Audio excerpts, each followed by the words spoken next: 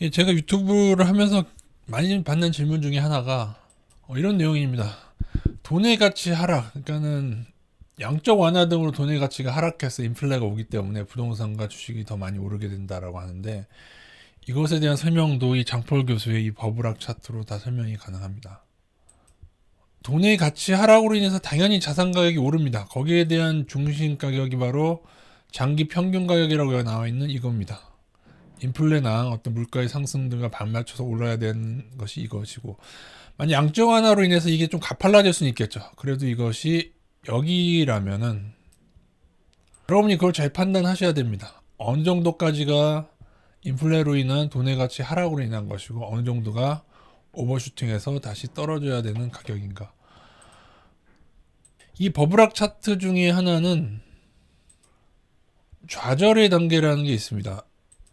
다시 말씀드리지만은 이것이 이렇게 버블을 가지지 않았다면은, 원래는 이 정도로 오르는 게 맞는 품목이었다면은, 그럼 떨어져도 여기까지만 떨어져야 되는데, 여기 과매도라고 하죠. 과매도로 해서 본질의 가치보다 더 떨어지는 구간이 간혹 나오는 경우가 있습니다. 일본도 이런 것을 겪었고요. 그래서 투매 후에 과매도가 위험하다.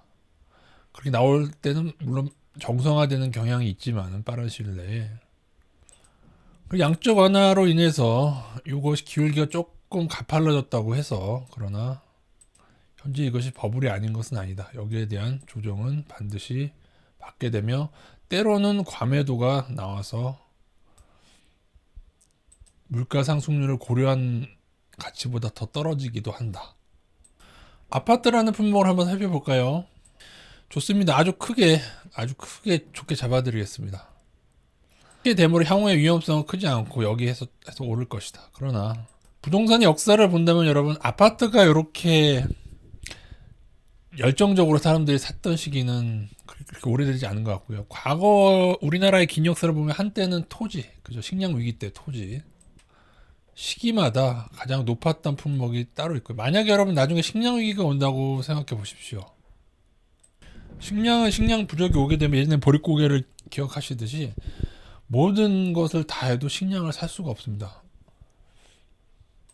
쌀을 한 가마니에 100만 원이 된다는 극단적인 예를 들었을 때, 그랬을 때 우리는 어떤 선택을 할까요? 그 정도가 되면은 밥을 굶는 사람들이 부지기수가 될 거고요.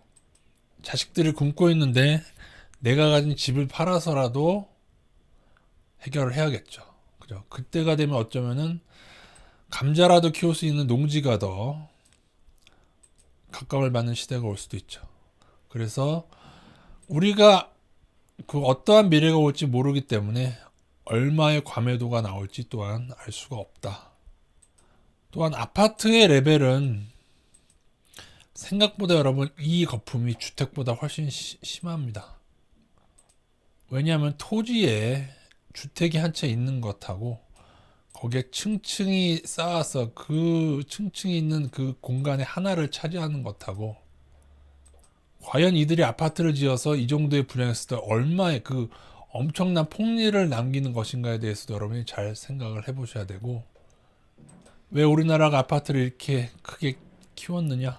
국토부에서 그린벨트를 해지해서 리츠펀드 돈으로 건설사에서 아파트를 지어 폭리를 취한 우리나라 고위공직자들의 탐욕 때문에 이러한 버블이 허용된 것입니다. 아파트는 똑같은 평수라면 주택의 반의 반값이 되는 게 맞는지도 모릅니다.